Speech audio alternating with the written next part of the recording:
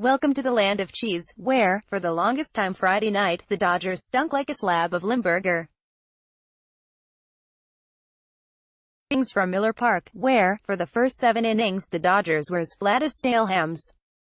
Advertisement. Hello from Game 1 of the National League Championship Series in Old Milwaukee, which the Dodgers began by aimlessly wandering around like broke tourists on a late night at Oktoberfest.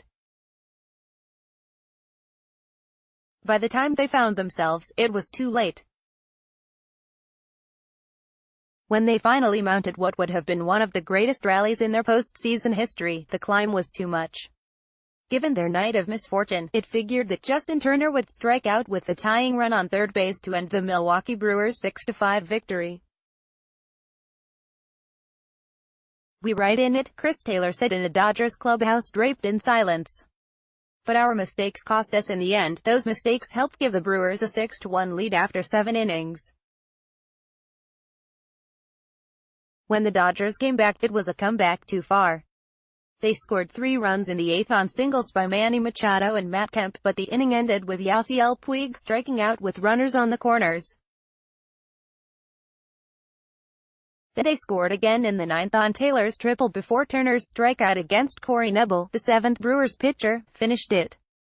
Column Yasmani Grandal's Game 1 performance etches his name in Dodgers Hall of Shame by Dylan Hernandez. October 12, 2018, 11:15 p.m. "The goal is to win a baseball game, but I think that it shows the will to compete in our guys," Roberts said.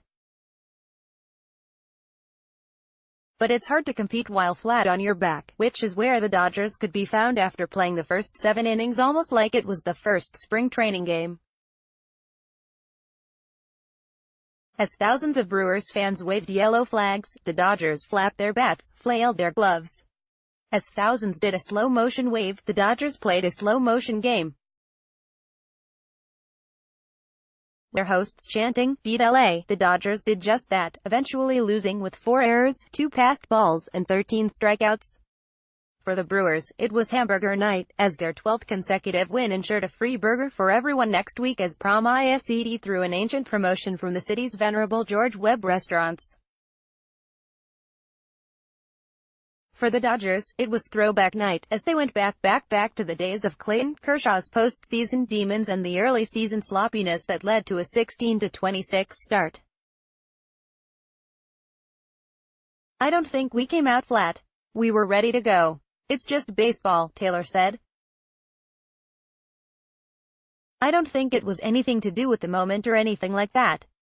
You're going to have those innings sometimes. They can quickly regain their mojo Saturday afternoon in Game 2 with hot Hyunjin Ryu pitching, but they can't wait any longer, because this group is not used to playing from behind."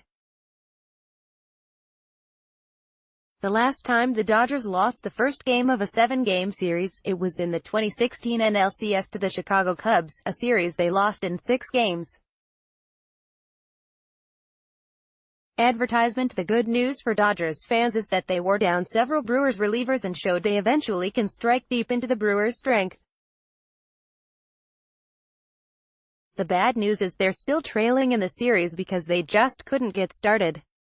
Dodgers rally comes too late and too short for Dodgers by Jorge Castillo. October 12, 2018, 11:10 p.m. There was an early mess on the mound, where Kershaw blew up by allowing 5 runs, 4 earned, in 3 innings.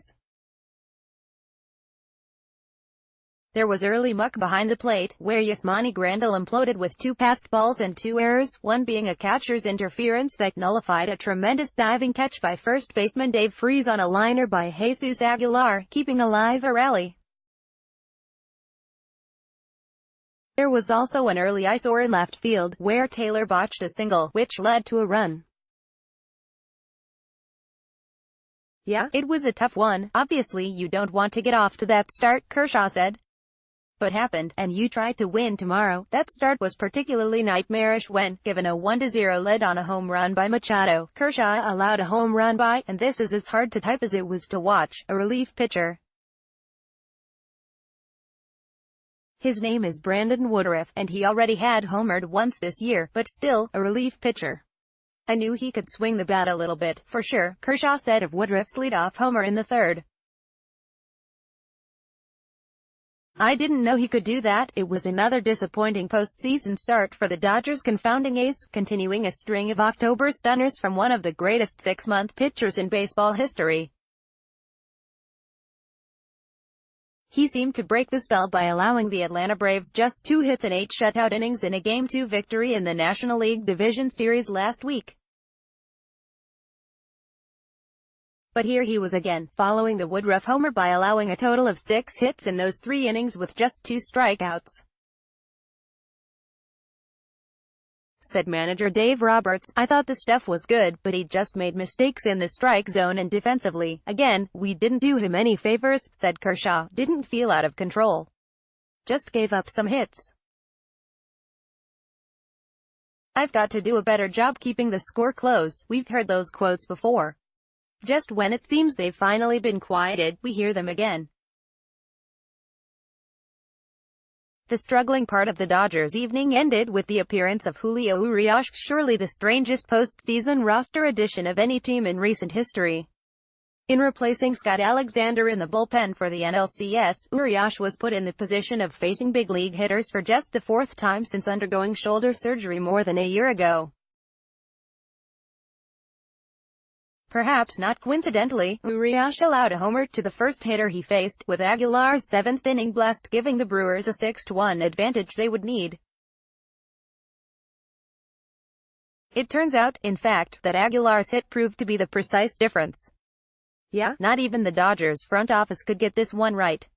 Los Angeles Dodgers infielder Chris Taylor discusses losing Game 1 of the NLCS. Bill Plaschke at LATimes.com. Get more of Bill Plaschke's work and follow him on Twitter at Bill Plaschke.